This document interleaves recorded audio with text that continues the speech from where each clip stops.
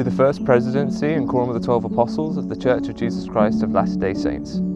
Dear brethren, it has come to my attention that through games of rhetoric and unfounded theological claims, church leaders are misleading the town of Fairview and their own members about the level of religious significance that a steeple holds in Latter-day Saint theology and worship. Either that, or they have created out of whole cloth a new religious significance that seems to exist purely to overcome legitimate planning concerns. Either way, I'm not angry, I'm just disappointed. I have lived and worked at the London England Temple, and I am intimately familiar with the rites and ordinances of temple worship. We should not hide behind the sanctity of those ordinances to avoid discussing a plain and simple truth. There is no part of the religious rites and ordinances that take place within temples, from baptisms to marriages, that requires the steeple of the temple to be a certain height, or even for the temple to have a steeple at all. Thousands of members have been married in the steepleless Cardston, Alberta and Mesa, Arizona temples, and they are considered just as married as I am, having been sealed in the London England Temple, which has a steeple. At this point, I would remind you of words published by the church itself in regards to the iconic Moroni statue that often adorns the steeples of LDS temples. While the angel Moroni statue occupies a prominent place on many temples throughout the world, symbolizing the restoration of the gospel of Jesus Christ, it is not a requirement of temple design. Some temples may include the statue, while others may not. A symbolic element of temple design that is not necessary? The exact same thing could be said of steeples. Some temples may include them, while others may not. However symbolic a steeple may be, it is not a requirement of temple design. Mesa, Arizona, Cardston, Alberta, Leh, Hawaii, Paris, France, all were designed and operate perfectly well without a steeple.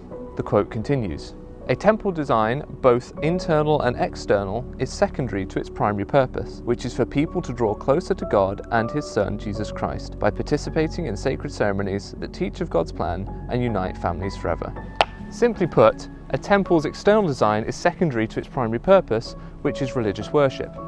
President Nelson, you yourself said it more plainly in 2022. But it's not the number, and it's not the location, and it's not the architecture. It's the ordinances inside.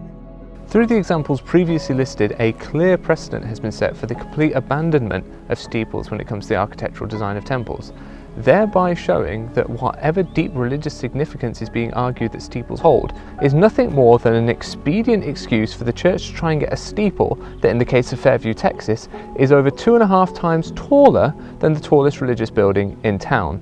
A steeple that is entirely unnecessary for the temple to function. The extraneous nature of a steeple is further highlighted by the removal of the steeple from the Hong Kong temple as part of its 2019 renovation plan. Why would we as a church voluntarily remove a steeple from a temple, given the level of religious significance that church leaders and lawyers are desperately trying to convince town councils that a steeple holds? Members of the church that we have heard from, and will no doubt continue to hear from on this issue, who are espousing the narrative fed to them by local leaders that steeples are part of their religious worship, must now be weeping for the saints in Hong Kong and lamenting the cruelty of church authorities in removing the sacred steeple from the temple. How can these members continue to sustain leaders who, through removing a steeple, have just created a barrier to the religious worship of the saints in Hong Kong? Unless, of course, a lack of steeple or a shorter steeple height doesn't actually affect the religious worship of Latter-day Saints. And the height is the important part, because really, this isn't about whether the temple has a steeple or not. While we are looking to the steepleless temples to establish the irrelevance of a steeple to temple worship, as far as I'm aware, it is not the serious position of anyone to suggest the church must build a temple without a steeple. Particularly when it comes to Fairview, the residents just don't want the temple to be 173 feet and 8 inches tall. 173 feet and 8 inches would make it taller than the water towers, taller than the town hall, and most crucially, taller than almost 90% of current LDS temples. The church currently has 199 temples that are either operating, being refurbished, or awaiting dedication. Of all these temples, the minimum height required for a steeple to fulfill its function acceptably is 54 feet in Freiburg, Germany. In North America, it is the 60-foot Snowflake, Arizona temple. In fact, of all these 199 temples, 87% have a complete height, including the steeple, that is less than 173 feet and 8 inches. It is eminently acceptable to the church in almost 90% of cases to have a steeple shorter than what they are asking for in Fairview. And square footage isn't a good argument for a tall steeple either. The shortest temple the church has ever built is the Paris, France temple, at just 42 feet tall with no steeple. Yet it has a square footage of 44,175 square feet, the same as the proposed temple in Fairview. What that means is a temple has been built of comparable square footage to what is being asked for in Fairview, but is 4 times shorter with no steeple at all. Steeple height, therefore, cannot be argued by square footage. Speaking of the Paris, France temple, presiding bishop of the church Gerard Causse said, "There are a number of constraints that we have, the code that we have to respect. But in the end, it is only good because it makes for a temple that everybody accepts and recognizes as theirs." The presiding bishop of the church publicly declared that respect for planning code and constraints is a good thing because it leads to a temple that everybody recognizes and accepts as their own. Where is that attitude now? In closing, I'm struggling to account for this obsession with size at the moment, because this isn't the only place where this steeple height argument is playing out. And I can't understand why church leaders and lawyers are insisting that the height of the steeple matters, especially when David A. Bednar said, I hear people, oh, that's a small temple. There's no such thing as a small temple. They're just temples. There's no such thing as small covenants or small ordinances. And see, that to me reflects this fixation on it's the building.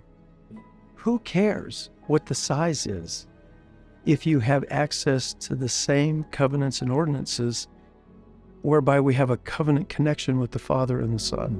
What I can say categorically is that as a member of the church, I am in agreement with Elder Bednar on this point. The size of the temple across all dimensions does not matter.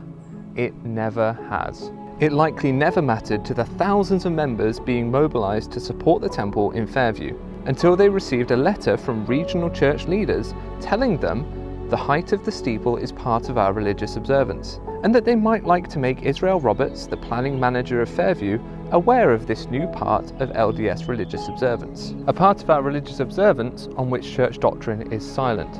A part of our religious observance which is contradicted by the public statements of prophets, apostles, and presiding bishops. A part of our religious observance which, bluntly, does not exist. I call on you, brethren, to immediately and publicly correct John Cannon, who sent the letter inciting members to espouse the untrue idea that the height of the steeple is part of our religious observance. There's not a single facet of temple worship that would be impeded by a restriction on steeple height. Therefore, any local municipality would not be impeding or placing an unreasonable burden on the religious worship of Latter-day Saints by denying proposals and enforcing the zoning height limits of residential areas, such as the 68-foot height limit in Fairview, Texas. This is, after all, the precedent set by the exemption given to none other than the church themselves for their meeting house on Stacy Road. The church has no right to cry religious persecution by the town of Fairview, as they are already beneficiaries of the tallest religious exemption in town. The idea that the church could even begin to say that the town of Fairview is persecuting them while they have the tallest religious building in town is frankly laughable. And when did we as a church start persecuting small towns? Threatening to sue them by bandying about legislation and DOJ memos that have us feeling entitled to do so. Truthfully, this behaviour is unbecoming of the church that I belong to, of the church that you lead, of a church that bears the name of Jesus Christ. This behaviour is profoundly unchristian. President Nelson, you taught the members of the church in 2023, Now is the time to cease insisting that it is your way or no way.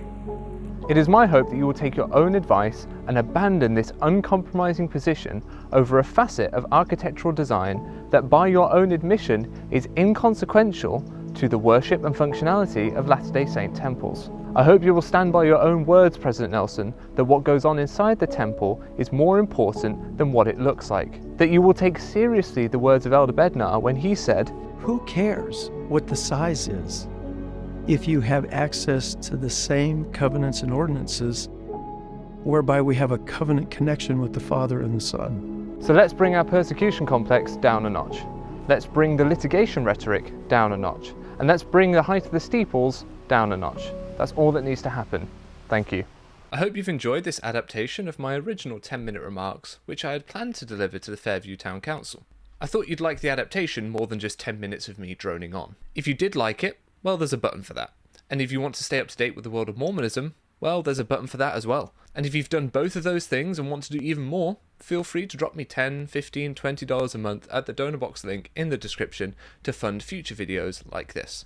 But no matter which of those things you've done, thanks for watching.